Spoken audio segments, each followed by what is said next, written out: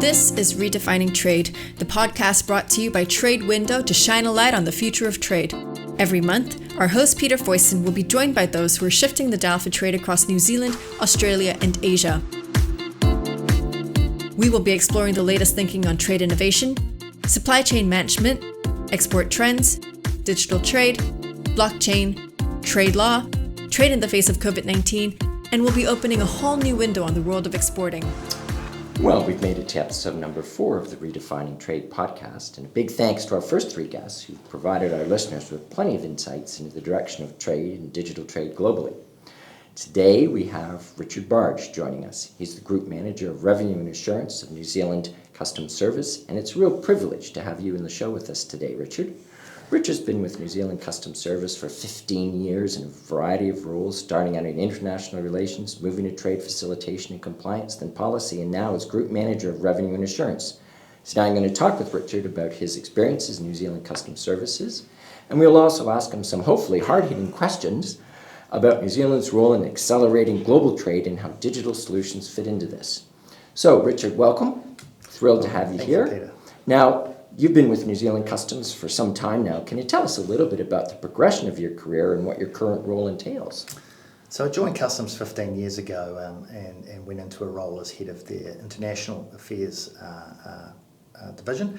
But since that time I've had a lot of different roles. The exciting thing about working for an organisation like Customs is you get a lot of different opportunities to test yourself across areas such as trade negotiations, international, revenue collection, audit, border sector, you name it. I've been involved in it, and that's only part of the organisation. You know, I haven't even worked in the drug investigations part of the organisation or intelligence. So it's an organisation that provides a great deal of variety, kind of unique amongst the public sector, and I've really enjoyed it. Fantastic. And your current role, what would you say is the key things that you have to have responsible for delivery on, and how many people would report to you? So at the moment I've got just under 200 people working for me, and they do 3 main things. So one is we deliver services to New Zealand businesses, so customs brokers, freight forwarders, logistics businesses, shippers, airlines, importers, exporters, excise manufacturers. We've got a regulatory role for all of those industries, and we have to provide them with advice and support, from a call centre to information to enable them to understand what they need to do to comply. So that's a big part of our job. Second part of my job is collecting revenue.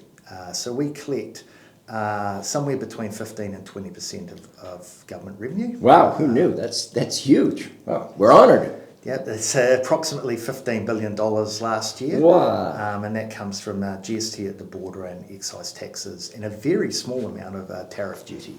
And part of that job is not just the collection but the assurance. We have an assurance responsibility in which we check across the international supply chain what an importer is telling us. Have they complied with the rules? Are they meeting requirements? Do we actually need to ask them to pay more money, or could we actually give them a refund? So that's a big part of our job. The other key part that's often underestimated in the customs environment is technical advice. So customs in the trade area can be a bit obscure to many people. There's multiple free trade agreements. There's rules around things like classification of goods, valuation of goods. So we provide advice to a number of businesses, number of importers about those things, and have a technical area which is set up to support them. And you say you have about 200 people. Now, how many of those would be kind of what I would call frontline people dealing with some of the exporters or importers, and how many of those are kind of in the back office, just ensuring everything is running smoothly, roughly? Well, most of them I would call frontline people. Most of them wear a customs uniform. But there's a variety of work, different types of work they do. So they may be answering the phone, they may be visiting businesses, they may be going out to check on compliance rules, they may be doing audits. So there's a variety of different functions there. Yeah. Is there something that New Zealand Customs does or is involved in that may surprise our listeners and give them a bit more insight into the importance of what you and your team does? Well, I tend to think that most people, when they think of customs, tend to think of Border Patrol. And Border Patrol is I think we've all seen the show. That's right. You see a uniformed officer at the airport looking in a bag and finding drugs, essentially. So it's very unlikely that my people would end up on Border Patrol given the work they do.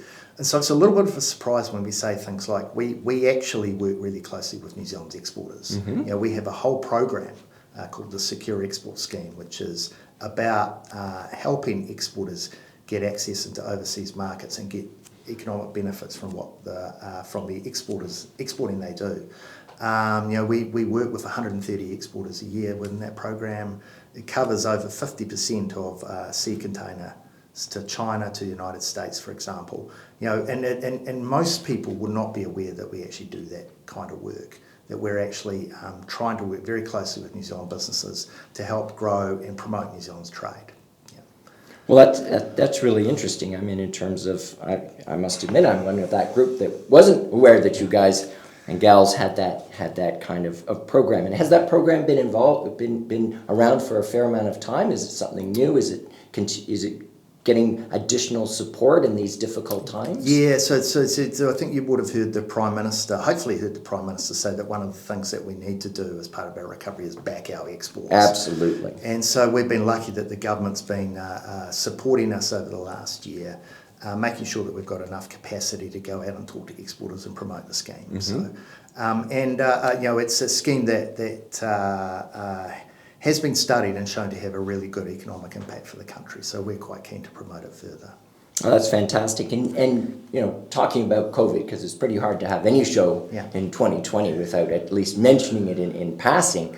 What was your experience as kind of, we had the initial COVID hit and then things got to get better and then we had a little bit of a scare in Auckland again. What's your sense of how, how COVID has hit your group? Because it is such an important part of really delivering on making New Zealand strong and being able to dig our way out of this difficult times. Oh, so it's had a multiple effects. I don't think we've got enough time for us to talk about the impact on COVID. I think I'll just say two things about it.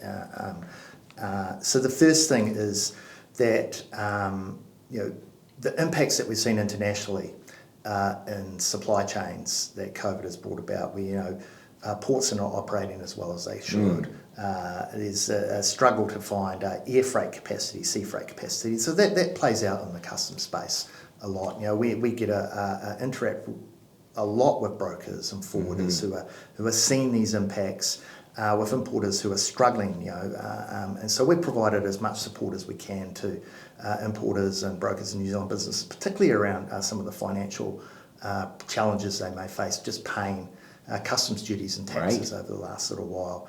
I think the other thing that we're seeing is it's accelerated some of our colleagues' views about digitisation. So when I talk about colleagues, I talk about the customs family globally. There's been some dramatic turnabouts from countries who previously would have expected that if you're going to come import this particular thing, you need to come to the counter with a piece of paper in triplicate, signed by everybody you can ever think of before we will even accept it. Right. And then suddenly they realised they couldn't do that, and they had to go look for digital solutions.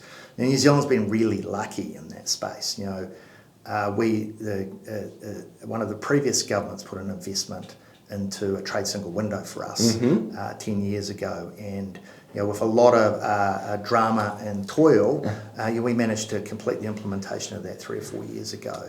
So that meant that we had a fully operational electronic system capable for customs and the Ministry for Primary Industries of sending release messages to importers and exporters within minutes of them lodging an entry, 24/7.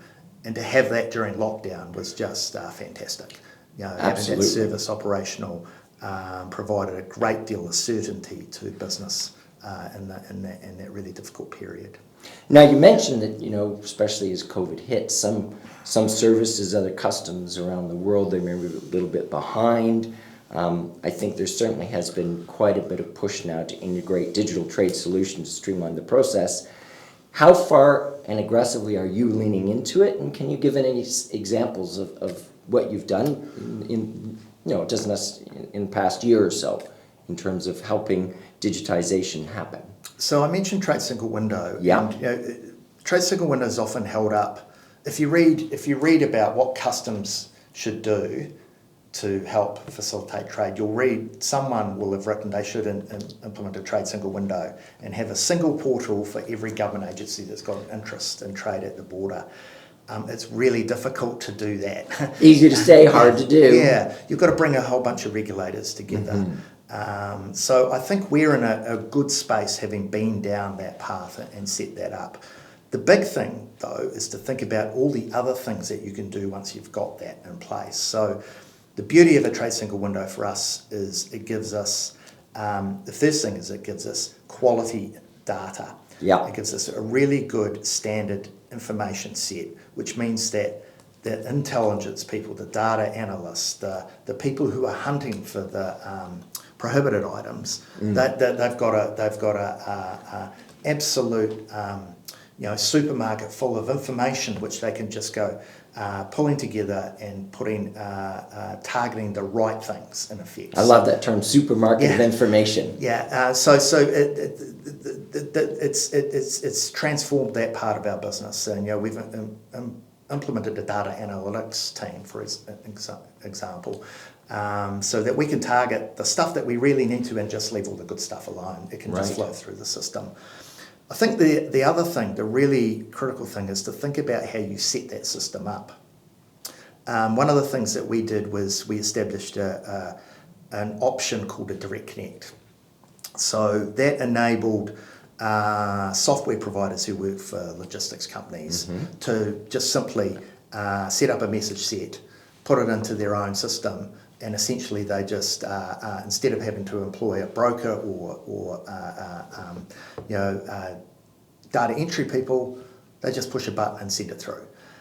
Or direct connect with some of the bigger companies' financial systems. So when they lodge an order, or they've got invoices being put in and shipping information being put in, it just translates through into the customs information. The use of APIs has kind of transformed the way that can work. And that's really significant. That could take out a whole heap of cost out of the supply chain. Which would be fantastic. Yeah. Right? Why would you hire a customs broker? Customs brokers everywhere. I'm not putting the customs broker industry down, because particularly in New Zealand they do some fantastic work and they're really important in the forwarding industry. But there is a cost to having people doing key information. The most reliable information that we would see would be right at the beginning when a business has put in an order. Right. I want to import that. So if we can find ways to get access to that information, end-to-end supply chain information, without having to go to 8 different people or having to see 8 different people key in information, it's got to be more efficient. Yeah, absolutely. And efficiency is so important. Yeah. As we're trying to make sure that we can help every business possible. So what are the main obstacles that New Zealand Services faces when it comes to transitioning to kind of a digital platform? So I think one of the things is one of our experiences in working with our industry in this space is, we don't choose our customers. If you're importing something or exporting something, then we'll work with you, essentially. Come one, come all. Yeah, so there's a lot of different systems in place in international trade, and there was a lot of capital investment in particular systems in the 90s for the freight forwarding sector in particular. So there's the need to move to more sophisticated, better quality systems is a bit of a challenge for some people. It's going to take some investment. It's going to take some time. There's some great ideas out there, some great solutions that would transform the way the supply chain works, but there's a long tail of still even people using notebooks to keep their business records in. Maybe pen and quill. Yeah. So for us, the easier thing will be to work with businesses that have got that set up, that are able to confirm with us that the information that is provided is reliable. Right. That there's a single truth about the shipment, and that we're not going to multiple sources to try to validate, what that shipment's about. Right. Yeah. Right. Because So- I guess what's so important for you is you say it's the single truth, and you're the protectors, the guardians, so to speak. That's right. It's really critical. It's we're looking for needles in a haystack often, and it's there's little point in us trying to. What we don't want to do is try to work out what the haystack is in the first place. We should be getting quality information that we can use. I think the second challenge is probably the regulatory environment. So, and I guess I've got to be careful what I say here. Well, don't be too careful. It's just you and I. As a public servant, but as a customs agency, we've got phenomenal range of challenges. So, I said before, people think of border patrol, so you're looking for drugs. Actually, we're looking for not just drugs. We're looking for tobacco that might be smuggled in to avoid excise duty. We're trying to stop unsafe products like children's crayons with lead poisoning in them. Right. We've got multiple areas where we're looking for different commodities. We have multiple requests from other government agencies for information. So during COVID, for example, who was telling the government how much PPE was being imported? It was us, and we had to work that out. So there's a lot of challenges in the trade space for us, and from the simple political regulatory environment. Where should we best put our resources? Where should we best put our effort? And we've got to keep reminding people that importers and exporters are generally a compliant population. They just want to get their especially Kiwis. Yeah, they just want to get their stuff, right? They just want their stuff over the line. They want to sell it to someone. They want to buy it.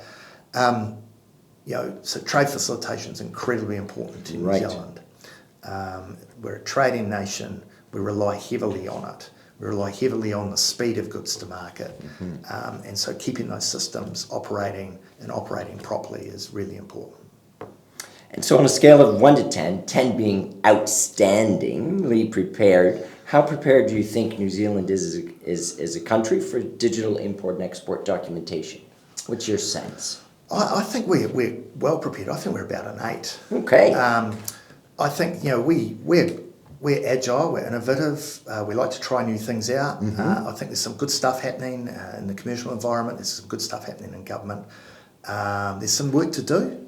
I'd love it if someone came up with the e-bill of lading, for example. Me too. I think a few companies might be working on that. Yeah, that would be great. But I think we're well set up. I think there's a lot of desire in government to do this. Yep. I think the Prime Minister's even talking to a forum in Singapore as I speak about the She is. It's a digital big economy. Singapore forum this week, and she was one of the keynote speakers. So, this is something that could, New Zealand could be seen as a bit of a highlight globally for how to work digitally in the import-export environment. And there are things that we're already well set up to do in that space. Now, you mentioned you had to work with a lot of other government agencies, and I presume MPI is probably one of the main ones. What kind of relationship do you have with them? How closely do you work? Just give me a bit of a sense, because sometimes there's always a concern that, you've got lots of government agencies and maybe they're a little bit siloed, and yet we have this massive challenge that people are starting to work their way through, and it would be interesting, I think, to kind of appreciate the relationship you have with particularly MPI. So we operate a joint system. Our single window is a customs MPI system. That means that we get the same information. We don't require it twice, which is what used to happen. So MPI will use the information that the system has received to identify biosecurity risks, pests, and so on. We have a slightly different focus. So customs tends to focus on the individual consignment and the importer. MPI might be looking at where the containers come from, because it could have been sitting in a field where there are lots of nasty spiders or whatever it is. So there's slightly different focus. We work collectively as part of a sector. So the Customs Chief Executive, she's chair of the Border Sector group, which includes the MPI Chief Executive. So there's an ample governance structure over the top of what we both need to do. And I think we have slightly different focus, but we do work collectively to try to ensure that shipments flow as best we can. MPI's got a big job. They do. They've got that job to look after the biosecurity of New Zealand. Yeah. Our priority is on the border. There's a real interface there, but also there's a difference. So we've just got we work our way through our differences and do that as best we can. And we talked a little bit about some of the things that might be standing in the way. Do you feel that there's anything going on in your department that you're particularly excited about, that you could share with us to say, hey, just around the corner there might be this or that, without disclosing any secrets, of course, but we're all anxious to see more progress, and it's great to hear the different activities, but is there anything that you're particularly thinking, I could give a sneak preview here?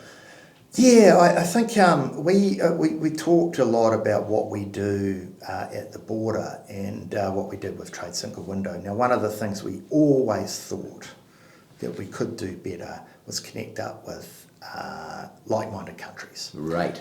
So if you think about it, an exporter in Australia fills in a export entry. Importer in New Zealand fills in export entry. There's often a lot of duplication there. There's also commonality in the way that Australia and New Zealand might see risk at the border. So we've been talking to Australia about how do we reduce some of the pain points for businesses on both sides of the Tasman? Can we come up with a secure trade lane, which is almost, for some businesses, might even feel like a domestic experience. They might still need to do something, but minimise the effort that they need to do. Similarly, we've started to have conversations about quite a big word with some other trading partners like Singapore, and that big word's interoperability. Oh my gosh, I'm not sure I could even say that. Well done. And I don't even know that I understand what it means. But Singapore's got a trade single window. They've got a sophisticated system. Yeah. We've got a trade single window. It's quite, we use much the same data elements. Is there something that we can do to make it easier for business? Now, these are top of the mind kind of thoughts. They're conceptual. There's a lot of work to do to kind of work out whether it's meaningful or not. But we've started the conversations. And, excellent.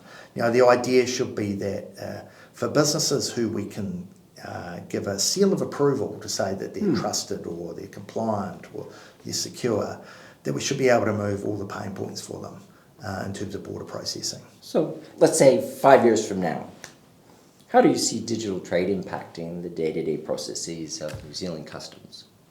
Well, I guess I was thinking about this, and I have this kind of vision.